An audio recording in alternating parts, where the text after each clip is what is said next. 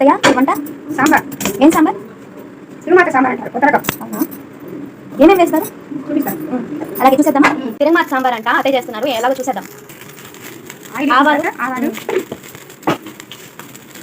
మెంతులు, ఇంగు పొడి వేశారు.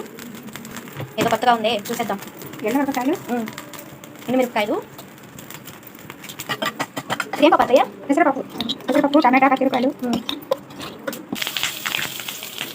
కొంచెం పసుపు, పెసరపప్పు. సింపుల్గా చేసేసుకోవచ్చు, సింపుల్గా చేసుకోవచ్చు, తొందరగా అయిపోతుంది.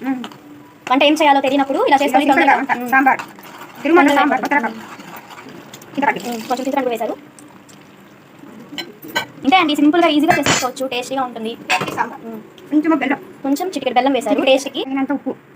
ఓకే, ఉప్పు వేసుకొని తగినంత కలుపుకోవాలి.